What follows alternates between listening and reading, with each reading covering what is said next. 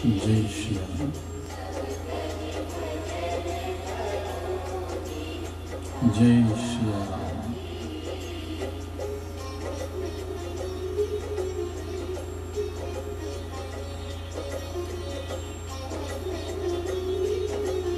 जय श्री राम। मंगल मूर्ति मारुतन। जय श्री राम।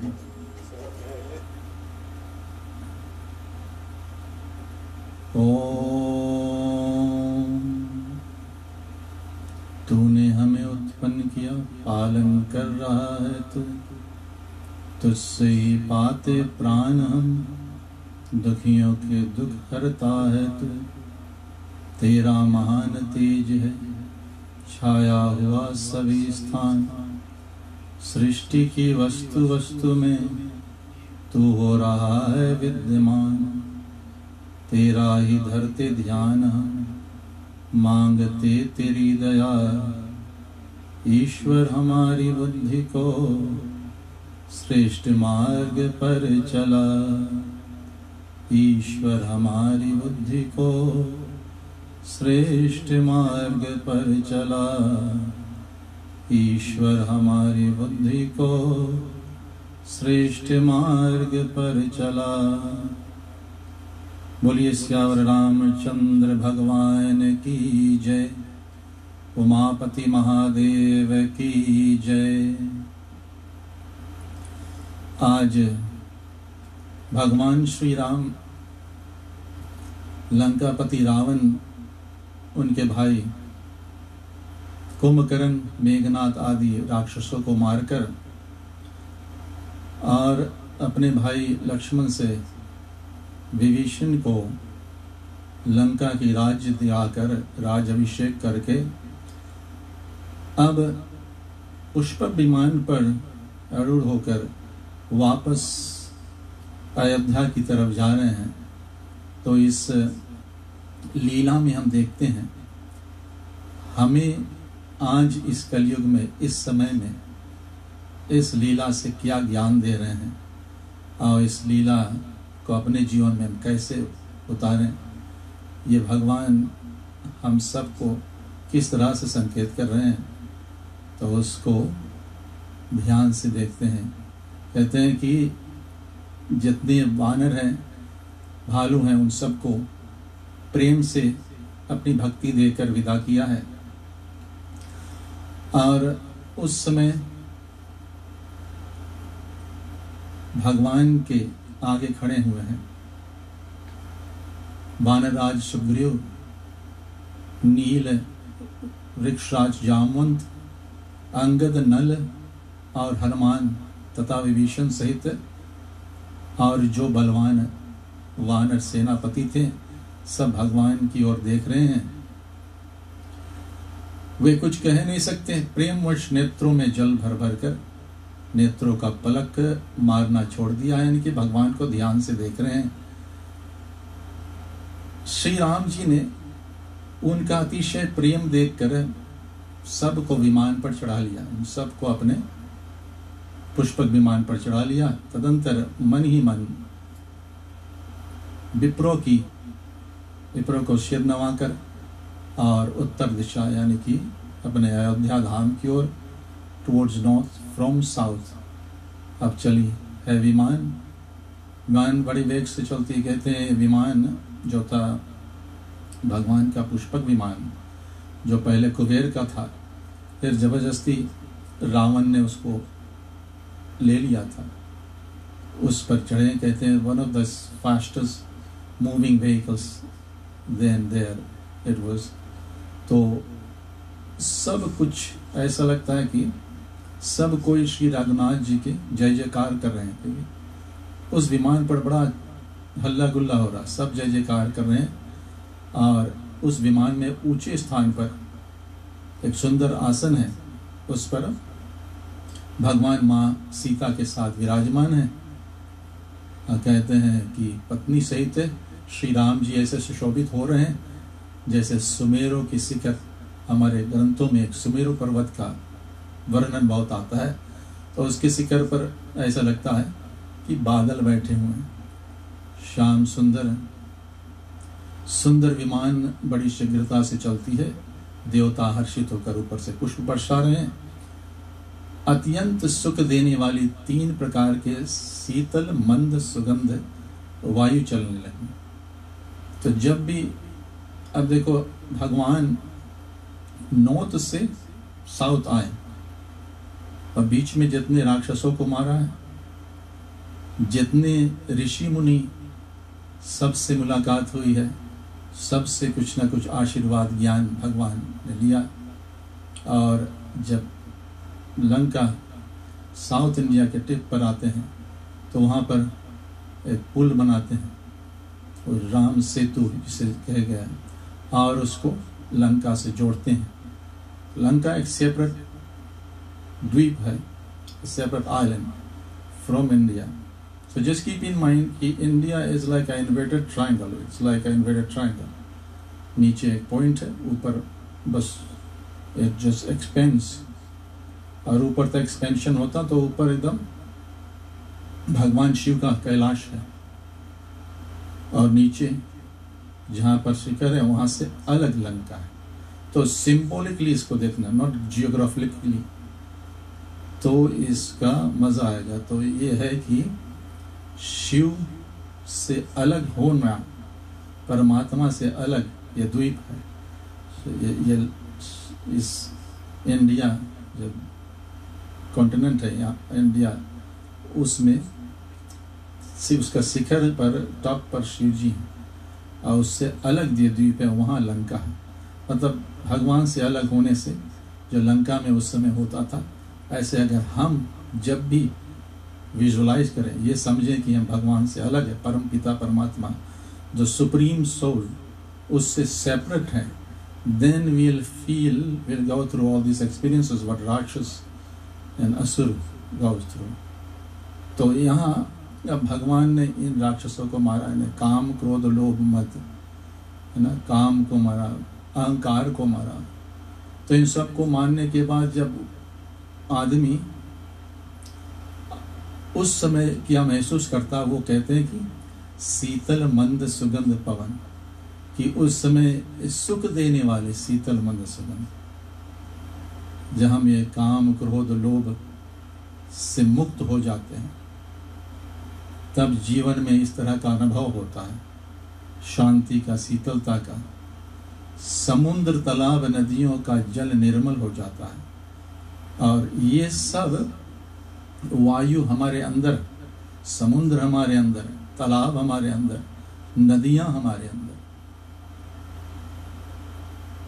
जब आप ध्यान देना अपने सांसों पर, जब आप रिलैक्स होते हो तब सांस कैसे चलती है, शीतल मंद सुगंध होता है या नहीं। जब क्रोधित होते हो तो सांस कैसे चलती है, क्या उसमें गर्मी ज़्यादा होती है। जब इंसान डिप्रेस्ड होता है तब उसका सांस कैसे चलता है, जस्ट वॉच योर ब्रेथ। जब आपका इमोशंस बदलता है, व्हेन यू इन लव, तब किस तरह से चलता है। जब सैडनेस है कैसे चलता है, वह जब आप ईर्ष्या करते हैं तब आपका सांस कैसे चलता है।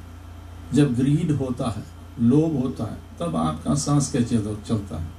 तो इफ यू नोटिस दिस, हर एक समय जैसे जैसे हमारे इमोशंस थॉट्स चेंज होते हैं, वैसे वैसे हमारे सांस भी बदलते हैं। तो जब हम इन सब नेगेटिव इमोशंस, नेगेटिव थॉट्स जो है उसको अपने काबू में कर लेते हैं, तब हम आराम से बैठते हैं। उस समय ये हमारा शीतल मंद, शीतल ने पीसफुल, शीतल, ना गर्मी ना ठंड, मंद जैसे, ना बहुत जोर ना, आराम से चलता है। सुगंध, एक बड़ा अच्छा सुगंध आता है सांस में। और इसी तरह से हमारे अंदर के जो समुद्र है, जो फ्लूइडिटी है हमारे अंदर, मोस्टली 70% 75% फ्लूइड है, जल ही है। तो इसमें भी हमारा जो थॉट्स अगर पॉजिटिव होते हैं, नेगेटिविटी चली गई है, तो हमारे अंदर के जो जल तत्व है वो भी धीरे धीरे पवित्र होने लगते हैं। तो सब कुछ हमारे जीवन में, ज़्यादातर बीमारी आते हैं scientifically proven that 90% of them are psychosomatic, मन थॉट्स से क्रिएट होते हैं। तो यहाँ ये दिखा रहे हैं कि इस अवस्था में हमारा जल तत्व जो 75% है उसमें शुद्धि आने लगती है, निर्मल, यानी कि इसमें मैल नहीं होता।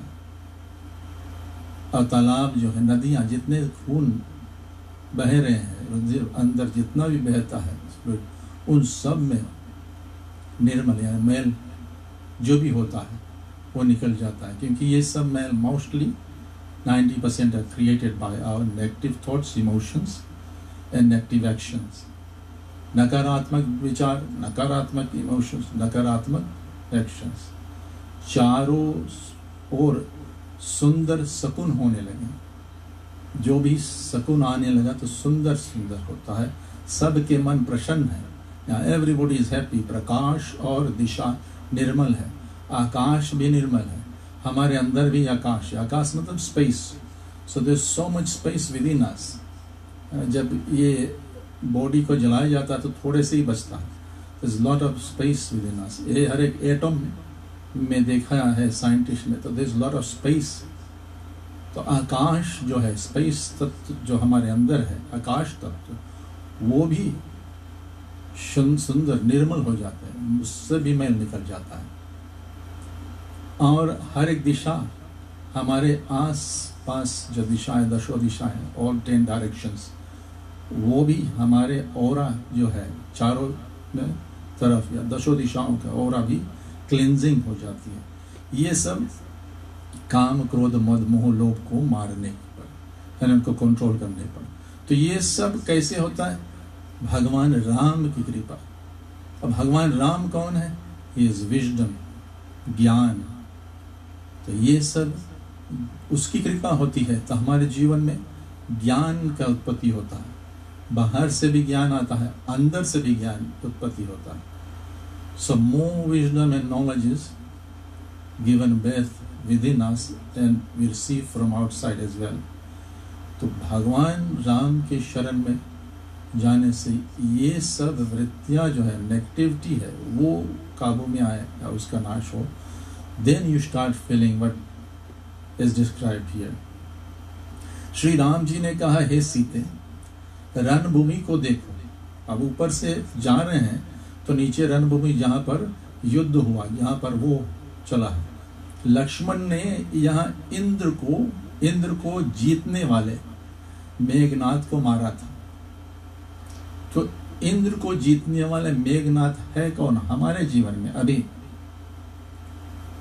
रावण का बेटा मर गया, लेकिन अब हमारे जीवन में इंद्रजीत इज काम, अननेसेसरी डिजायर।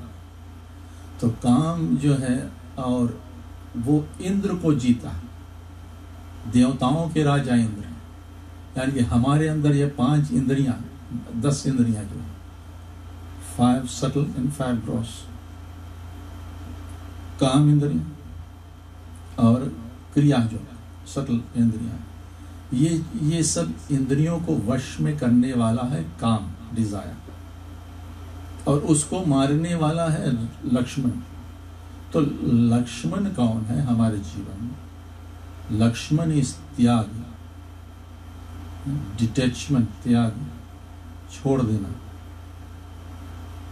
तो जब वो शक्ति हमारे अंदर जागे, प्रबल हो, the power to detach,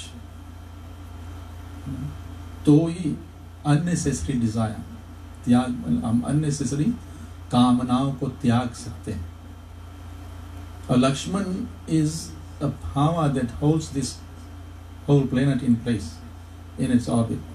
तो उस शक्ति ने लक्ष्मण रूप से अवतार लिया है। तो वो शक्ति इतनी बड़ी है और वो भी इस पृथ्वी को धारण करती है, लेकिन वो शक्ति कभी इस प्लेनेट के, इस पृथ्वी का एक भी तिनका, एक डस्ट भी नहीं ऑन करता। एंड ही नेवर सेज कि ये मेरा है, मेरा, क्योंकि मेरा सिर पर है। लेकिन हमारे सिर पर किसी का बर्डन हो, हमारे शोल्डर पर किसी का बर्डन हो, भार हो, तो we start owning that person. जैसे जो हमारे आश्रित हैं, आपके एम्प्लॉइज, एक एम्प्लॉय अपने एम्प्लॉइज को अपना स्लेव बनाना चाहता है, ऑन करना चाहता है ना। पिता अपने संतान को ऑन करता है, करने की कोशिश करता है, क्योंकि ही इज द प्रोवाइडर। वो कहता है मैं प्रोवाइड कर रहा हूँ, मैं भार उठा रहा हूँ, it means I own you guys. तो हर एक जगह जो किसी का भार उठाता है उसको अपना दास बनाने की कोशिश में रहता है। It feels like I own them।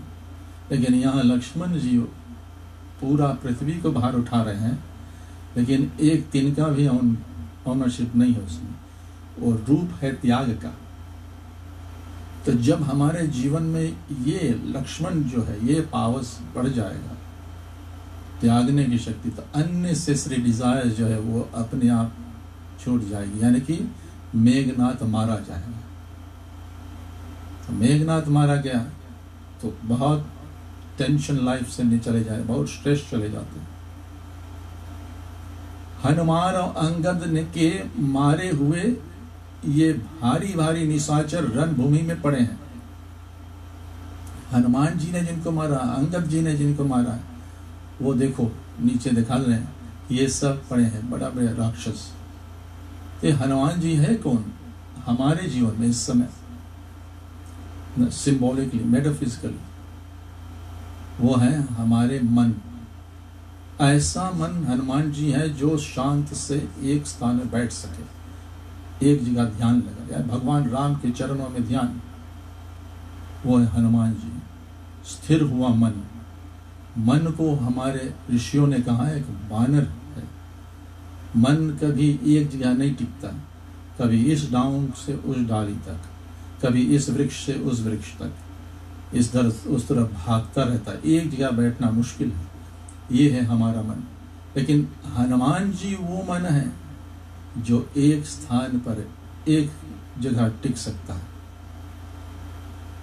तो ऐसा मन, और इस मन, पॉजिटिव मन के द्वारा जो टिका स्थिर मन है, वही हमारे नेगेटिव थॉट्स जो है, बाहर से नेगेटिव थॉट्स जो आते हैं, उन सबको मार सकता है।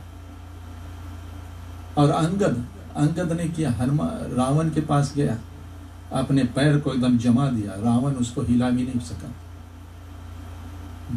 अंगद, ये ऐसा मन है जिसको कोई हिला नहीं सकता। काम आए, रावण जी काम है हमारे जीवन के, काम क्रोध लोभ, ये रावण। तो रावण आया हिलाने, यानी कि कामनाएं, so many desires will come and try to move you. लेकिन अंगद जैसा मन हो तो नहीं हिल सकता। लोभ लालच आए या क्रोध भी आए, क्रोध में मन भटक जाता है, लालच में भी मन भटक जाता है, कामनाओं, काम वासनाओं में भी मन भटकता है। तो हनुमान जी और अंगद जी द्वारा इन राक्षसों को मारा गया। ये हमारे जीवन में मन सॉलिड हनुमान जी की तरह स्थिर, अंगद की तरह, तो हम अपने जीवन से ऐसे अननेसेसरी काम क्रोध लोभ को मार सकते हैं। अन्यथा इट्स नॉट पॉसिबल। बस वही श्री राम जी की कृपा हो तो हनुमान जी की कृपा हो जाती है। जा पर कृपा राम की होई, ता पर कृपा करे सब कोई। जब राम जी कृपा कर देते हैं तो हर एक देवता जो हमारे अंदर हैं वो सब कृपा करने लगते हैं। देवताओं और मुनियों को दुख देने वाले कुंभकर्ण और रावण दोनों भाई यहाँ मारे गए। तो दिखा रहे हैं कि देखो ये दोनों भाई यहाँ मरे, माता जी को दिखा रहे हैं। कुंभकर्ण को पहले दिखाया, कुंभकर्ण की साइज जो है उतना बड़ा आज तक संसार में कुछ नहीं हुआ, बहुत भारी, खाता तो बहुत, इसलिए 6 महीना सोना, एक दिन जागे तो 6 महीना का पूरा खाना खाकर फिर सोता। कुंभकर्ण हमारा अहंकार है, ईगो। हमारे जीवन में अहंकार से बड़ा कोई भी चीज नहीं, ईगो से बड़ा there is nothing bigger than ego in our life। तो कुंभकर्ण को मारे कौन? भगवान राम ने मारा। कुंभकर्ण ईगो को मारने के लिए ज्ञान चाहिए, नॉलेज, विजडम चाहिए और उसकी कृपा चाहिए। तो कुंभकर्ण जैसे राक्षस हमारे ईगो जैसा है। माँ की कथा में आता, माँ दुर्गा माँ की कथा में देखो, तुम दिखाया है कि माँ ने महिषासुर को मारा। महिषासुर को जब मारती है माँ, तो महिषासुर बार बार रूप बदलता। ऐसे हमारे ईगो है, अहंकार है, कभी ये रूप कभी वो रूप, कभी मैं बहुत बलवान हूँ तो कभी मैं बहुत धनवान हूँ, तो कभी वो रूप धारण करता कि मैं बहुत बड़ा भक्त हूँ, कभी वो रूप धारण करेगा कि मैं बहुत बड़ा जपी हूँ या तपी हूँ या मैं दानी हूँ, या अलग अलग रूप में अहंकार प्रकट होता है। तो माँ सबको मारती है, सब रूप को मारती है। तो इसी तरह यहाँ देखा है कि अहंकार इतना बड़ा है, अहंता इतना बड़ा, जिसको मानने के लिए कोई नहीं, श्री राम जी ही मानते हैं, उसको कोई मार नहीं सकता। हमारे जीवन के ईगो को श्री राम जी की कृपा से ही कंट्रोल में लाया जा सकता है। रावण काम, क्रोध, लोभ, काम को भी वश करना किसी के बस की बात नहीं है। वो तो शिव जी ने तीसरे नेत्र से जलाया। लेकिन यहाँ काम को मानने से पहले भगवान आगे दिखाएंगे कि रामेश्वर धाम में भगवान शिव को स्थापन किया। यह कामनाएं जब होती है, नेसेसरी डिजायर्स, और वो जब पूरी नहीं होती, unfulfilled desire will give birth to anger, तब क्रोध उत्पन्न होता है। और fulfilled desire will give birth to greed, लोभ। जब आपके डिजायर्स, आपके कामनाएं पूरी होती है तो मन करता कि और मिल जाए, और मिल जाए, ये भी डिजायर पूरा हो जाए, वो भी कामना पूरा हो जाए, तो बार बार लालच बढ़ता ही रहता है। लेकिन अगर डिजायर पूरा ना हो तो क्रोध बढ़ता है, बार बार क्रोध बढ़ता है।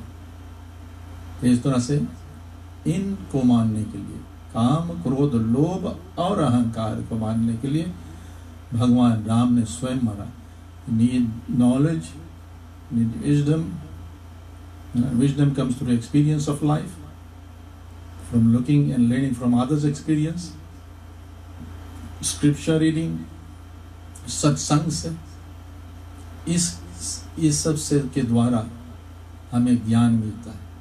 और बार बार इस ज्ञान को हासिल करने से तो जीवन में एक्सपीरियंस होने लगता है। Once you start seeing in every experience, whether it's good or bad, चाहे दुख हो और सुख हो, उन सब में वो ज्ञान आपको दिखने लगे, तब वो ज्ञान अंदर से बाहर प्रकट होना शुरू हो जाता है। कहते हैं वहां से आगे बढ़ते, मैंने यहाँ वो दिखाया, भगवान आगे लगे कि मैंने यहाँ पुल बंधवाया और सुखधाम श्री शिव जी की स्थापना की है। अब साउथ इंडिया के टिप पर आगे रामेश्वर धाम, वहां कर कहें कि यहाँ पर पुल बनाया गया। अब ये शिव जी का भक्त वहां रहता था, लेकिन ही वॉज डिसकनेक्टेड। कोई सेतु नहीं था, कोई पुल नहीं था जोड़ने के लिए। लंका सेपरेट था, शिव जी तो भारत में रहे, तो बीच में वहां टिप पर भगवान शिव जी की स्थापना की है और फिर पुल बनवाया है और लंका को शिव जी से जोड़ दिया है। भक्त भगवान से जुड़े, जब भक्त भगवान से जुड़ा तो काम, क्रोध, लोभ सब गया काम से। तो सब राक्षस हमारे अंदर के जो नेगेटिविटी है, negative thoughts, emotions and actions, सब मारे जाते हैं। Once you become one with God, you are one with God, but that illusion that creates that separateness जो भरम है क्रिएट करता कि हम परम पिता परमात्मा शिव या राम से अलग है, वो भरम मिट जाती है जब हम वापस प्रभु कृपा से, गुरु कृपा से फिर ये देखने लगे कि हम उनसे अलग नहीं हैं।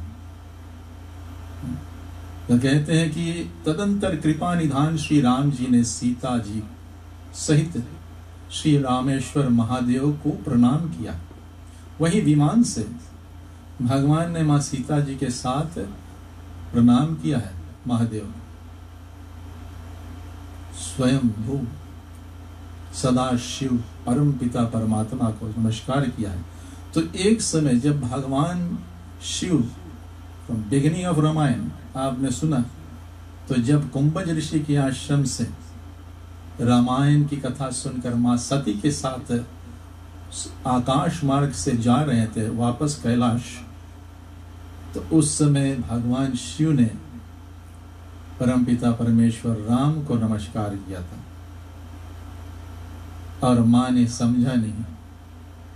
लेकिन आज लौटते समय लंका से भगवान राम ने परमपिता परमेश्वर शिव जी को, महादेव को प्रणाम किया है माँ सीता के साथ। माँ सीता समझती, आदि शक्ति ने समझ गई यहाँ अलग लीला चल रही है। भगवान शिव माँ सती अलग लीला कर रहे थे, उस लीला से हमें क्या समझाए।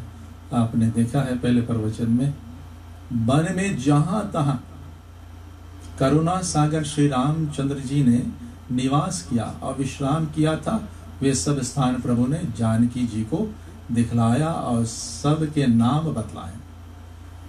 जब माँ का हरण होगा गया था पंचवटी के बाद में भगवान कहाँ गए? शबरी की आश्रम किष्किंधा में, वहाँ से बानरों के साथ किस तरह से साउथ इंडिया का ट्रिप पर आए हैं, वो सब जगह कहाँ कहाँ वो रहे हैं, किष्किंधा में किस जगह पर रहे ड्यूरिंग द विंटर सीजन, वो सब दिखाया, सब नाम बतलाया है और धीरे वहाँ से आगे बढ़ाए जहाँ था ये सारे निवास स्थान दिखाकर, और कहें कि विमान शीघ्र ही वहाँ चला गया जहाँ परम सुंदर दंडक वन था और अगस्त आदि बहुत मुनिराज रहते थे। श्री राम जी ने सबके स्थान में गए। अब वापस आते समय फिर ऋषियों के स्थानों पर गए हैं, अगस्त आदि ऋषि के से मिलते हैं, उनसे आशीर्वाद फिर से लेते हैं। तो यहाँ ये लिखा है कि आते समय इन ऋषियों ने भगवान को आशीर्वाद दिया था, बहुत अष्ट शस्त्र भी दिया था और उन अष्ट शस्त्रों से इन राक्षसों को भगवान ने मारा है। तो अब लौटते समय जो आपके ऊपर कृपा की है, आपको आशीर्वाद दिया है, आपको जो भी कुछ फेवर किया है, उसको कभी जीवन में भूलना नहीं चाहिए। कोई भी थोड़ा भी फेवर करे उसको भूलना नहीं चाहिए। तो भगवान वापस वहीं जाते हैं, वहीं ऋषियों के पास, उनको सबको धन्यवाद देते हैं, उनकी चरणों की वंदना करते हैं और कहते हैं कि आप ही की कृपा से आज हमने ये सब किया है। तो ऋषि मुनि प्रसन्न होते हैं, भगवान की पूजा करते हैं और भगवान को आशीर्वाद भी देते हैं।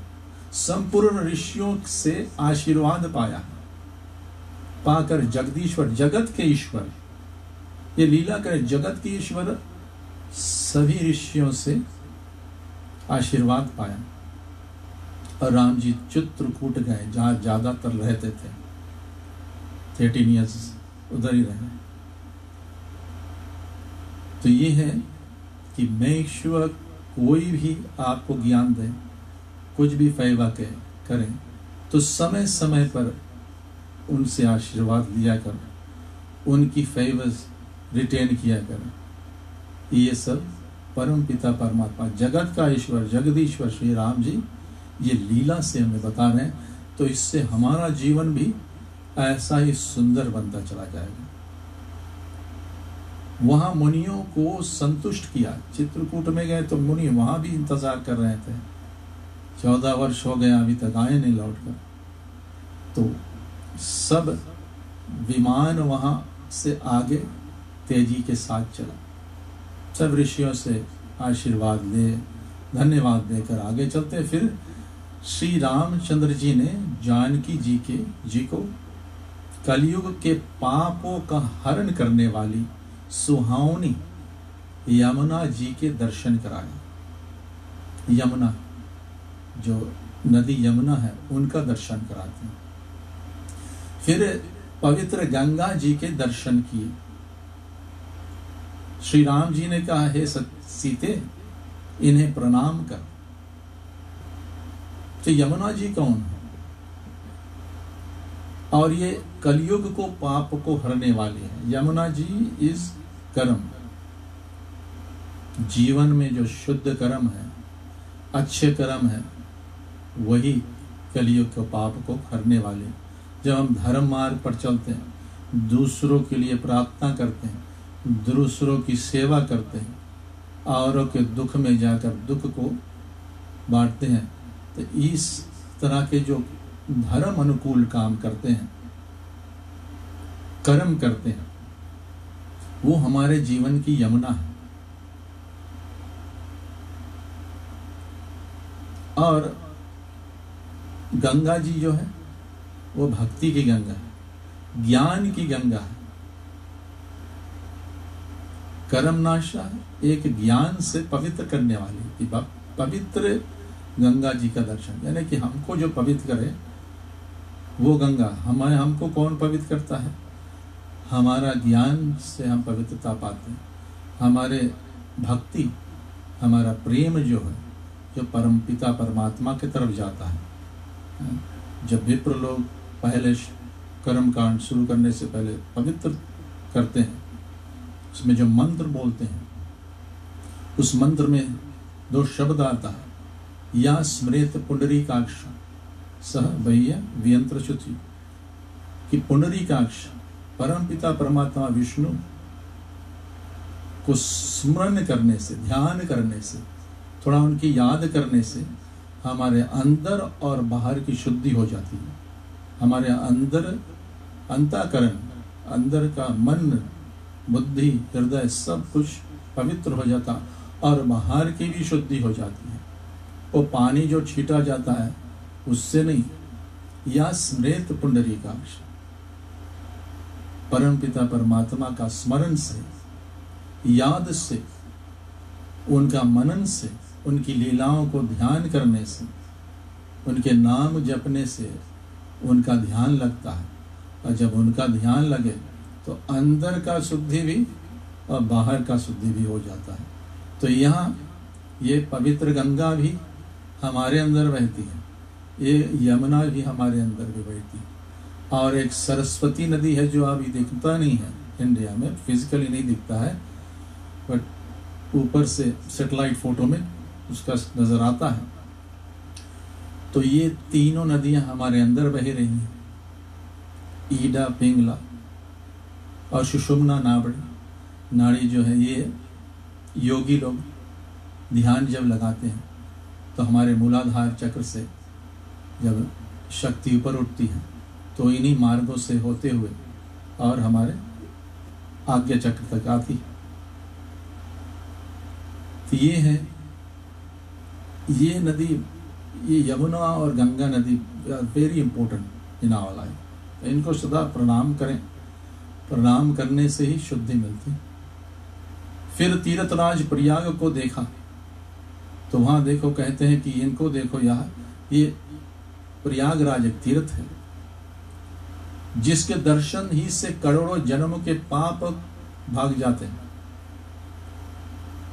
प्रयागराज में प्रज्ञावान ऋषि मुनि रहते हैं, जिनके पास ज्ञान तो है लेकिन बहुत एक्सपीरियंस है, लाइफ का एक्सपीरियंस, जन्मों जन्मों का एक्सपीरियंस मेक्स देम प्रज्ञावान, बहुत विजडम है उनके पास। प्रयागराज ऐसा तीर्थ है जहां पर जो ऋषि मुनि उनके पास बहुत विजडम, बहुत एक्सपीरियंस, प्रज्ञावान हर एक फील्ड में। फिर परम पवित्र त्रिवेणी के दर्शन करो जो शोक को हरने वाली और हरि को परम धाम के लिए सीढ़ी के समान है। That is very important to look at this part here कि त्रिवेणी प्रयागराज, दो त्रिवेणी यहाँ गंगा यमुना सरस्वती हमारे सूक्ष्म शरीर में रीढ़ की हड्डी के उसी मार्ग से आती है, ऊपर आकर फिर तीसरे नेत्र जो अग्नि चक्र है वहाँ पर आकर तीनों मिलती हैं, तो इसे कहते हैं त्रिवेणी। तो त्रिवेणी में गोता लगाना है तो अपने थर्ड आय पर यानी कि तीसरे नेत्र जहाँ आज्ञा चक्र है उस पर ध्यान लगाएं।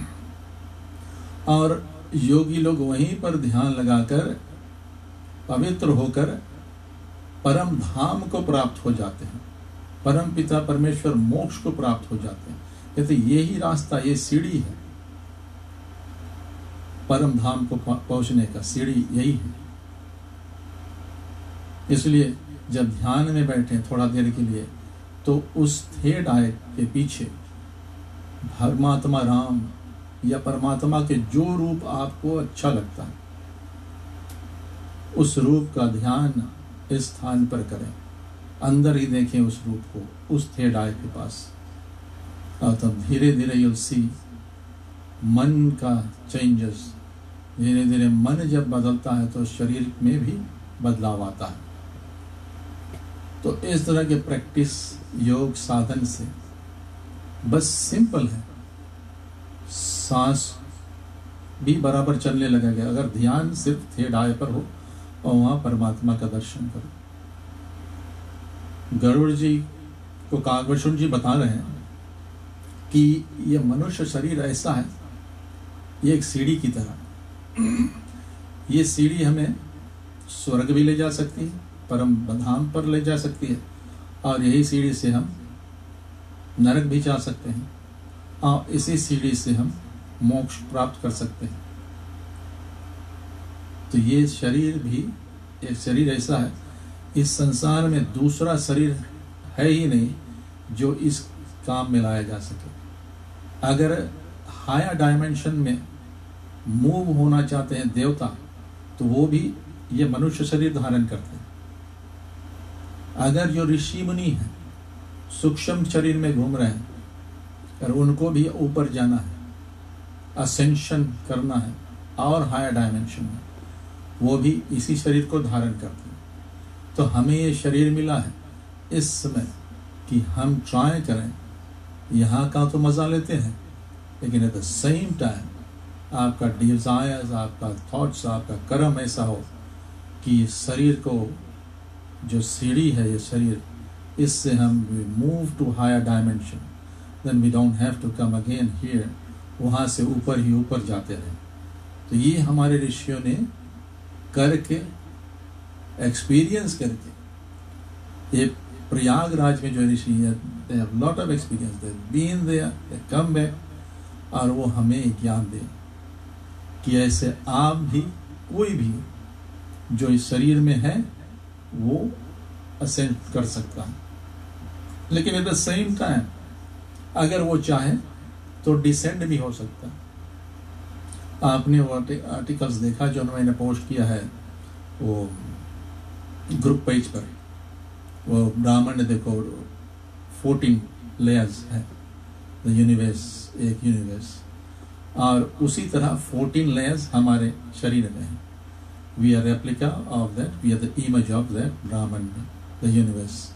तो मूलाधार चक्र से बेस ऑफ आवर जो स्पाइन है वहाँ से ऊपर 7 चक्र्स, और वहाँ से नीचे टू आवर टोज, नीचे वाले तलवों तक 7 डायमेंशंस, नीचे 7 पताल। तो ये हमारा शरीर जो है उसका ही रेप्लिका है। तो इस शरीर से आप ऊपर भी जा सकते हो, डिफरेंट डायमेंशन, 7 डायमेंशंस ऊपर भी और नीचे भी, और अगर इस यूनिवर्स से बाहर निकलना तो बिकम वन, मोक्ष जिसे कहते हैं, totally free from this universe, this virtual reality, उससे भी हम इसी मार्ग से बाहर हो सकते हैं, इसी शरीर के द्वारा। तो ये दिखा रहे हैं कि ये सीढ़ी है, फिर अत्यंत पवित्र अयोध्यापुरी के दर्शन करो, और वहीं से आगे जाकर अयोध्या का दर्शन कराया, जो तीनों प्रकार के तापों और भव रोग का नाश करने वाली है। अयोध्या ऐसा जगह है जिसको युद्ध में कोई जीत ना सके। ठीक? तो अयोध्या में जो रहेगा उसको कोई जीतने वाला नहीं है, हराने वाला नहीं, यानी कि उसको तीन तरह के ताप यानी कि दुख हमारे ऊपर आता है। एक तो है जैसे ग्रह दोष, पितृदोष, देव दोष, ये बाहर से, और हमारे अंदर से जो हमारे कर्म, संचित कर्म, अभी का कर्म, पुराना जन्म के कर्म, ये सब कर्म से जो हमारे जीवन में आता है प्रॉब्लम्स। और तीसरा जो है, जो हमारे आसपास हमारे परिवार के लोग, हमारे फ्रेंड्स, ये राज्य के लोग, वहाँ से जो प्रॉब्लम आता है। तो तीन जगह से ताप आती है हमारे जीवन में। लेकिन अयोध्या, अब हम अयोध्या में जाकर रह कहाँ सकते हैं, लेकिन अयोध्या वहाँ है जहाँ प्रभु राम रहते हैं। तो अगर हम उस राम को अपने हृदय में बसा लें तो यही अयोध्या है। जैसे हनुमान जी है ना, शिव जी तो बैठते हैं हमारे सहस्त्रार चक्र पर, सिर के ऊपर जो चक्र है दशम द्वार, वो भगवान शिव का स्थान है। वही उसे हम काशी भी कहें, काशी में शिव जी का स्थान है। ये केश, बाल को केश कहते हैं, ये काशी। तो यहाँ ध्यान लगाओ तो काशी में ध्यान लग गया, भगवान शिव का ध्यान लग गया। और सिया राम तो हमारे हृदय में बसे। नील सरोरहु श्याम तरुण अरुण बारिज नयन, करो सो मम उर्धाम सदा चीर सागर से। चीर सागर में शयन करने वाले हे प्रभु, आइए हमारे हृदय में निवास करिए। तो ये सिया राम का स्थान है और यही हमारा अयोध्या है। तो एक बार जब वो विराजमान हो गए, ये हमारे अंदर अभी सोए हुए हैं। नारायण मतलब नर नारायण के अंदर, नर नारी के अंदर आयन करने वाला जो है वो है नारायण, यानी सोने वाला। उसको हम अपने भक्ति से जगाएंगे और वो हमारे हृदय में वास करे, तो वो है अयोध्या। और वहाँ जब परमात्मा हमारे अंदर जाग जाता है तो हमारे जीवन में ये सब ताप आते नहीं। आते भी होंगे, आएंगे भी, तो भी हमें कुछ कर भी नहीं सकते। हमारा जो मानसिक संतुलन है तो वैसा ही रहेगा। यहाँ कहाँ कर यो कहाँ कर कृपालु श्री राम जी ने सीता जी सहित अवधपुरी को प्रणाम किया है। तो ऐसे अयोध्यापुरी को प्रणाम किया है। सजल नेत्र और पुलकित शरीर होकर श्री राम जी बार बार हर्षित होते, वापस घर आए, वापस हमारे हृदय में बसने भगवान। तो भगवान भी प्रेम से, भगवान की आंख में भी जल आने लगता है। जैसे हम उनसे प्रेम करने लगे तो हमारे आंख से भी जल चलता है, वैसे उनका प्रेम हमारे तरफ बहता है तो उनके भी आंख से जल चलने लगता है। फिर त्रिवेणी में आकर प्रभु ने हर्षित होकर स्नान किया। त्रिवेणी, इंडिया में तो त्रिवेणी है, लेकिन हमारे अंदर का त्रिवेणी तो थेडाय पर, अग्नि चक्र पर। तो इस त्रिवेणी में स्नान करना है, वहीं पर भगवान का ध्यान करना है, हमारा स्नान हो जाता है त्रिवेणी में। तो स्नान करके अब आनंद हुए, आनंद मग्न होकर वानरों सहित ब्राह्मणों को अनेक प्रकार के दान दिए हैं। जब हम आनंदित होते हैं, जब हम हर्षित होते हैं तो ध्यान देते हैं। भगवान कहते हैं जब खुशी हो, जीवन में खुशियां आए, आनंद आए, उसको बांटना। जितना बांटोगे उतना बढ़ता है, नहीं बांटो तो खत्म हो जाता है। जिससे बहती गंगा को अगर रोक लिया जाए तो रोक दोगे तो बहना बंद हो जाएगा और धीरे धीरे वो सड़ने लगता है, तो उसका खराबी हो जाएगा। लेकिन बहता रहे, आता रहे और जाता रहे, आता रहे जाता है, तो सदा नया, तरोताजा, फ्रेश रहेगा। तो जीवन में सुख बांटने से सुख बढ़ता ही रहता, आता है, नया नया सुख आता है। तो ये भगवान दिखा रहे हैं कि सुख खुशियाँ कैसे बांटते हैं। हम गिफ्ट देकर बांटते हैं, किसी पर खुशी है, हम हर्षित हैं, उनको गिफ्ट देते हैं। टू शो आवर लव, किसी से प्यार कर रहे हैं तो उसको गिफ्ट देते हैं। तो भगवान ये कह रहे हैं कि बानर लोग जितना भगवान के साथ दिए सबको दान दे रहे हैं।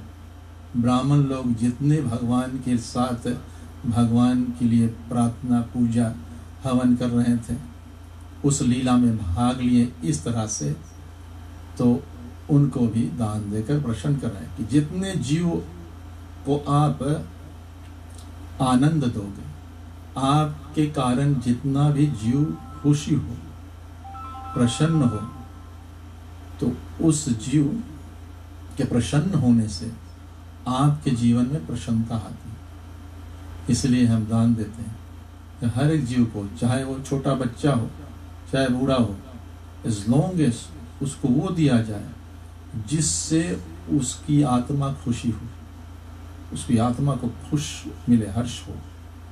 और जहाँ वो आत्मा हर्षित होगा तहाँ परमात्मा हर्षित होगा, क्योंकि भगवान कृष्ण कहते हैं कि मैं ही सबका आत्मा हूँ। तो जब सबका आत्मा भगवान कृष्ण है या परमात्मा है और हम किसी से अलग नहीं, उससे अलग नहीं, तो एक जीव भी आपसे खुश हुआ आपके एक्शन से, तो परमात्मा खुश हुए और उसके कारण से हमारे जीवन में और भी खुशियाँ आती रहती। और इस तरह से तदंतर प्रभु ने हनुमान जी को समझा कर कहा, तुम ब्रह्मचारी का रूप धारण कर अवधपुरी को जाओ। ब्रह्मचारी का रूप धारण करो, जिसे एक सन्यासी उस तरह का रूप धारण करके अयोध्या में जाओ, भारत को हमारी कुशल सुनाओ और वहां से समाचार लेकर आओ। भरत जी इंतजार कर रहे हैं, उन्होंने वचन दिया था अगर एक सेकंड भी देर हो गया 14 वर्ष में तो आप मेरा आजीवित शव पाओगे, मैं इस तन को छोड़ दूंगा। तो भगवान हनुमान जी को भेजे, एकदम जाइए भरत जी को कहिए कि हम आ गए हैं और वहाँ का समाचार लेकर आइए।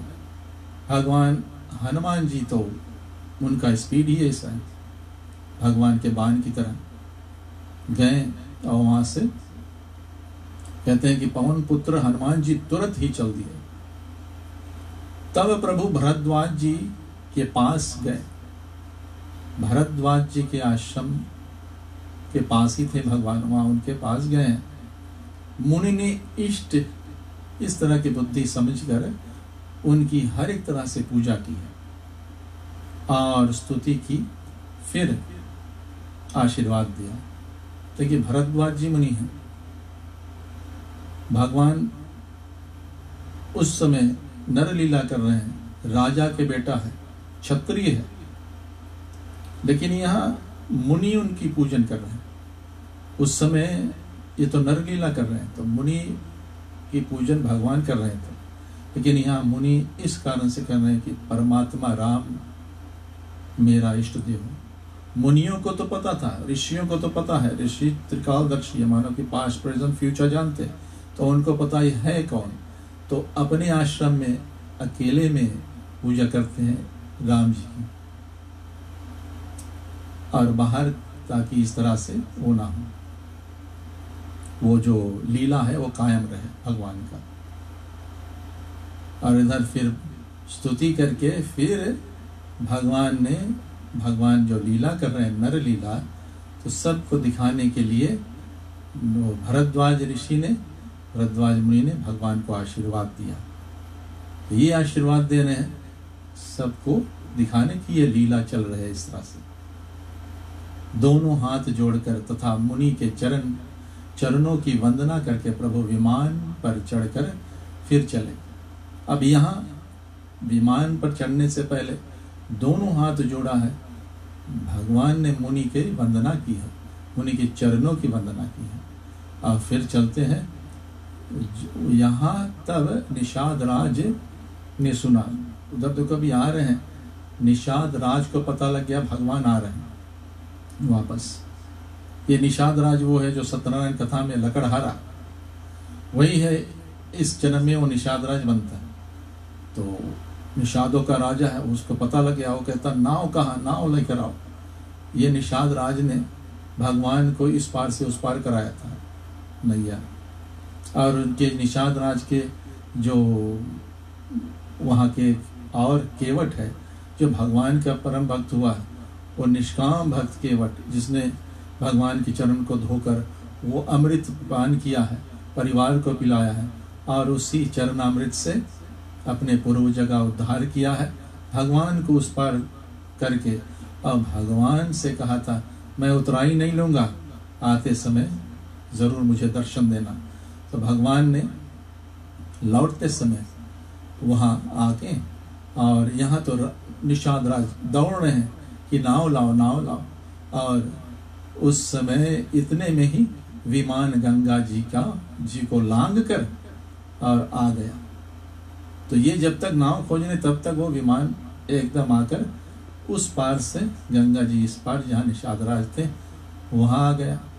प्रभु की आज्ञा पाकर विमान उतर गई वहाँ।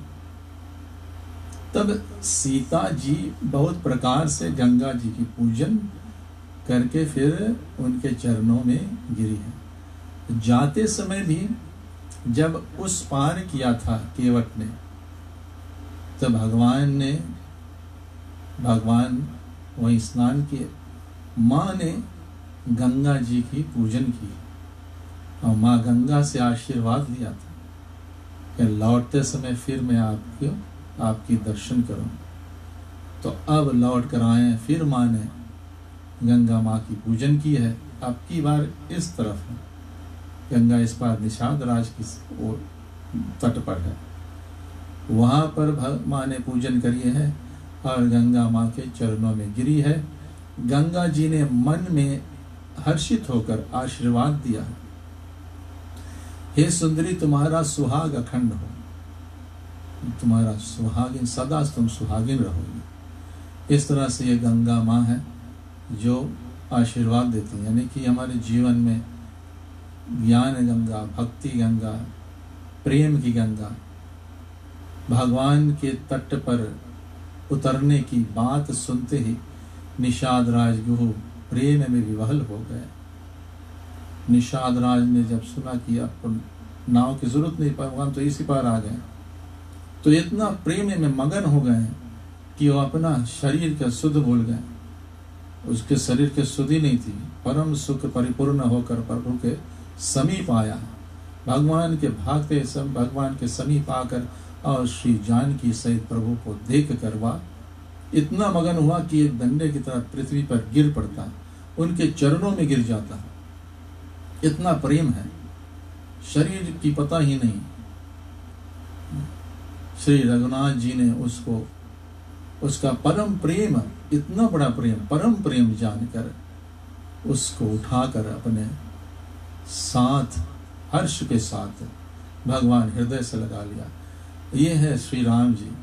और उनसे जब जो इतना प्यार करने लगता है तो वो परमात्मा अपने चरण से भक्त को उठाकर अपने हृदय में बसा लेता है। जैसे हम भगवान को अपने हृदय में बसाते हैं तो हमारा प्रेम जब उसके प्रति इतना बढ़ जाता है तो वो भी हमें अपने चरण से उठाकर अपने हृदय से लगा लेते हैं। यह है परम पिता परमात्मा श्री राम। तो ऐसे कहते हैं सज्जनों के राजा, सुजानों के राजा, लक्ष्मीकांत कृपा निधान। भगवान ने उसको हृदय से लगा लिया और अत्यंत निकट बैठा कर कुशल पूछा कि अब वह जहाँ पर बैठे थे भगवान, वहीं पर इस निषाद राज को बैठाया, अपने साथ बैठाया पास में, कि आप कैसे हैं, इतना 14 वर्ष हो गया, आप कैसे हैं। वह विनती करने लगा कि आपके जो चरण कमल ब्रह्मा जी और शंकर जी से सेवित है, कि शंकर जी जिनकी सेवा करते हैं, जिस चरण की सेवा ब्रह्मा जी करते हैं, उनके दर्शन करने में अब कुशल है। कि एक बार, अब फिर से एक बार दर्शन हो गया, अब इससे बड़ा और क्या खुशल, और क्या हर्ष है।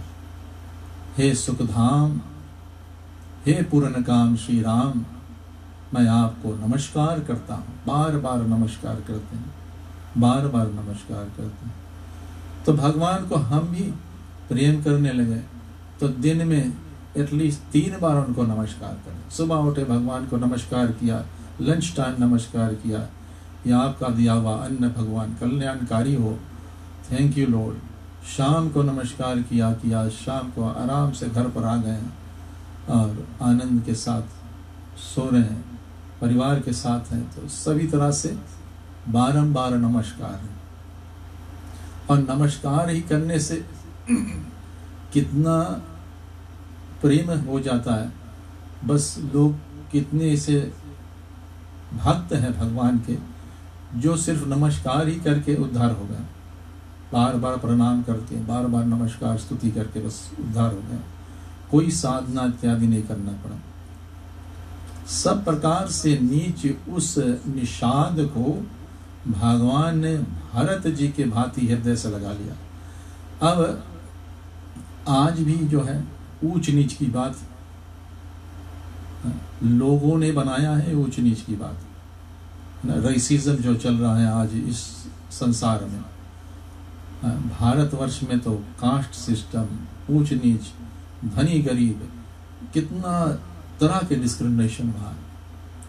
तो उस समय निषादों को आज भी नीच जाति को समझते हैं, लेकिन भगवान के आंख में वो निषाद भरत भैया जो भगवान के सबसे प्रिय भाई, उनके समान है।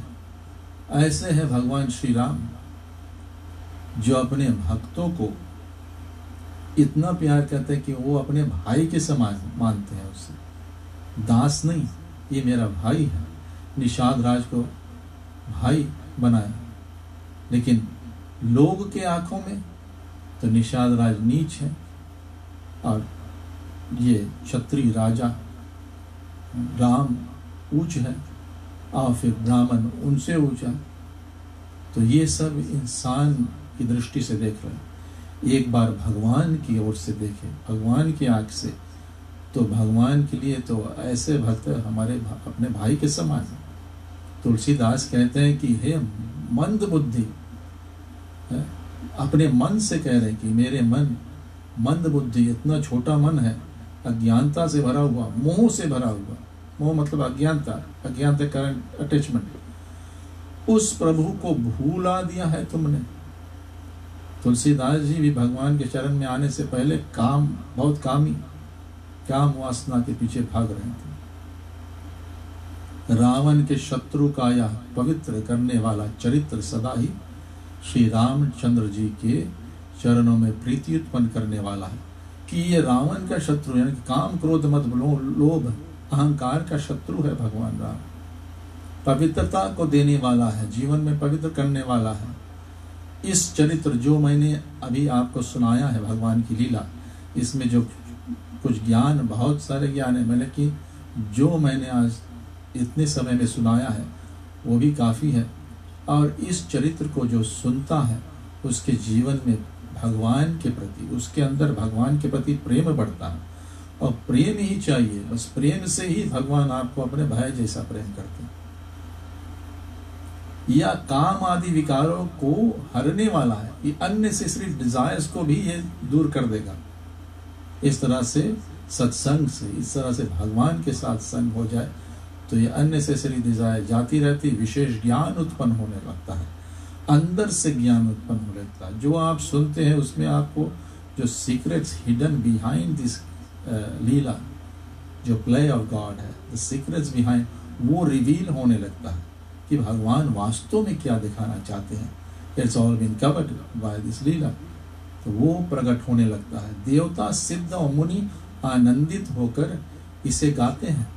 तो जो मुनि लोग हैं, सिद्ध जन हैं, इस तरह की कथा गाते हैं जहाँ भगवान, जो सुजान लोग हैं, श्री रघुवीर की स्मरण विजय संबंधी लीला को सुनते हैं तो जो इसके विषय में जानते, इस तरह की लीला सुनने से, जिसमें भगवान सब राक्षसों को मारा, हमारे जीवन को, नेगेटिविटीज को सब मार कर और विजय पाकर ये आया है वापस अयोध्या नगरी में, उनको भगवान नित्य विजय, विवेक और विभूति देते हैं। तो इस तरह का सत्संग, इस तरह के भगवान की लीला को सुनने से अंदर से विवेक बुद्धि ना, इंटेलिजेंस जो है, विवेक बुद्धि माने इंटेलेक्ट, विवेक the power to discriminate between good and bad, तो इंटेलिजेंस भी क्रिएट होता है अंदर से। विभूति यशवर्य, संसार में यश भी बढ़ता है और काम क्रियाक्रम में विजय प्राप्त होता है। अरे मन विचार करके देख, या कलिकाल पापों का घर। तुलसीदास जी समझा रहे अपने मन को कि थोड़ा विचार करके देखो कि ये संसार जो है, अभी ये कलियुग जो है, ये पापों का घर है। ये तो हम सब देख रहे हैं। इसमें श्री रघुनाथ जी के नाम को छोड़कर दूसरा कोई आधार नहीं है, दूसरा कोई रास्ता ही नहीं है। श्री राम जी का नाम, the power is in the name of God. कलयुग केवल नाम धारा, सुमिर सुमिर नर उतरे पार। एक नाम में ही इतना पावर है, बस उन नाम को लेने से ये संसार से हम छूट जा सकते हैं। गरुड़ जी भगवान से पूछ रहे थे गरुड़ पुराण में पहला पेज में कि भगवान का नाम लेना इतना सिंपल है, इतना सिंपल, फिर भी है भगवान ये लोग नरक क्यों जा रहे हैं, ये नहीं समझ में आ रहा। इसलिए उस खतरनाक यम मार्ग का वर्णन करो जो भयानक है। लेकिन एक नाम लेने से हमारा भाव सागर से पार हो जाता है जीव। तो इस युग में, इस समय में, the power is in the name of God. भगवान को नाम लेने से पापों से हम बच सकते हैं और इस संसार के सुख भोगकर, इस शरीर को छोड़कर हम देवदेह पाकर परम पिता परमेश्वर के परम धाम प्राप्त कर सकते हैं। If you believe in these scriptures, ये लीलाओं, ये भगवान में विश्वास है, हमारे ग्रंथों में अगर आपको विश्वास है तो ये ग्रंथ यही कहती है, हमारे ऋषि मुनि भी यही कहते हैं, इनका एक्सपीरियंस भी यही कहता है कि कलयुग में the power is in the name of God. ठीक है, आप सबको मेरा नमस्कार, जय श्री सीताराम। और इस सत्संग में भाग लेने के लिए बहुत बहुत धन्यवाद। प्लीज़ डू कमेंट, या आपको ये समझ में आया तो प्लीज़ कमेंट करना है, या आपको अच्छा लगा, मज़ा आया ये सत्संग, तो प्लीज़ डू कमेंट। आप सबको जय श्री सीताराम। ओम नमः शिवाय, ओम नमः शिवाय, ओम नमः शिवाय।